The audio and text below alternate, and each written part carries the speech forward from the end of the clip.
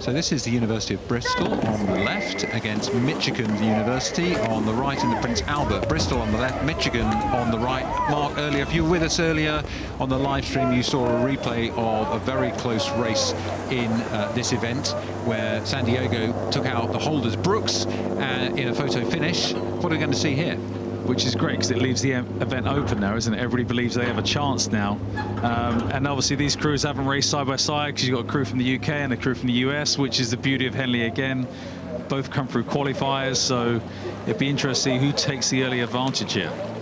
Well, it looks like the answer at this point is the Bristol crew here on the far side of us, as we can see the yellow of the Wolverines from the University of Michigan. Ann Arbor there. They're trying to stay in contact here. You can see a bit of swell on the water here, so that will be a launch that's gone past, causing that bouncy motion, and that can be a bit unsettling, can't it, at this point in the race? You're rating quite a high number of strokes per minute.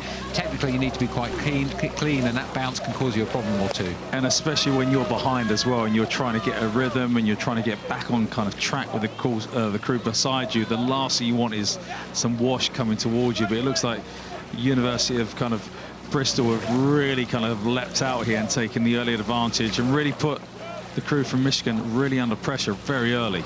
That was Hank Grieve, the 22-year-old Cox of the Wolverines, calling his crew on. He can see what's in front of them, the rest can't, and what he can see is the University of Bristol starting to stretch out that lead.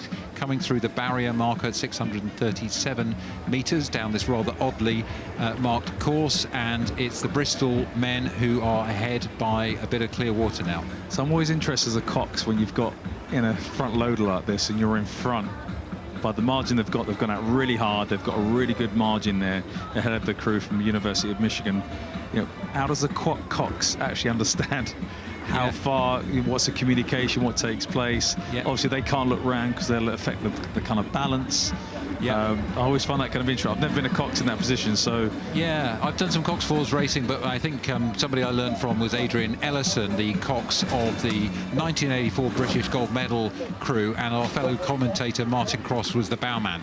And there was some communication between them through the race, and in fact Martin Cross at bow took over the calls at one stage because he could see what was going on, and that helped them. It was planned with Adrian, but that helped them to deploy what they needed to just at the time to get that famous Olympic gold way back then. But this is a different race for different people. Bristol, well, they're now very comfortable, aren't they, looking down at Joseph Cunliffe, 21 at bow, Jake Birch, also 21 at 2, Thibaut Verdun-Mulot at 3, 22, Ko Yoshida at stroke, 22, and 21-year-old Toby Finch there. Cox, all the Cox can see is Henley Church and the finish line and the golden light of this beautiful evening at Henley in front of him.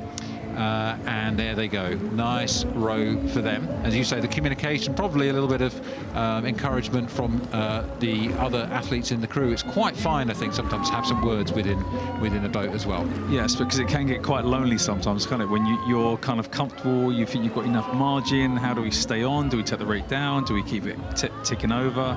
But it is important who's going to have that line of communication in the boat rather than everybody speaking. Yeah, but many of us who do sweep rowing do a lot of rowing in 8. If you sit in the stroke seat, as I do sometimes, you know, you can see the Cox.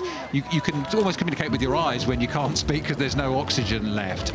In this situation, the stroke is actually far from the Cox and can't have any hope of communicating, so you're really reliant on the speaker system in the boat and the dynamic between the athletes, as you say. And obviously the stroke seat's the hardest seat to sit in, Matt. That's something you just confirmed there. Is that what you just said? Because you can never breathe. I could never breathe, and I could never say anything because I couldn't breathe. I was always out of breath in the stroke seat. Well, while we're talking about that, though, you know, for people who are less familiar with rowing, the stroke seat there's a bit more to do there, isn't it? You're setting what? The length, the rhythm, the pace, the cadence. You know, your role is to be as consistent as possible. Do the same stroke, same length, time and time again, allowing your crew to follow you and be in sync. If you can't do that, then you'll start affecting the lengths that they row and the way that they kind of move together. And it's one of those positions that when, you know, you are in front like this, maybe everybody else has kind of come off the gas a little bit, and you're still going because you don't want to see that crew come back to you. And that's something that I always used to struggle with. Well, University of Bristol, good day at the office for them. Nice work by the whole of that crew. We'll be seeing them again. You can see the sun gleaming off the shoulders of those athletes, even though it's been a relatively unchallenging second half of the race. They've been sweating nonetheless. It heats up here, both as we get into the evening sunlight, but also as we get through the regatta. We say congratulations also to the Wolverines of the University of Michigan there in Ann Arbor, who joined us here. Bristol go through.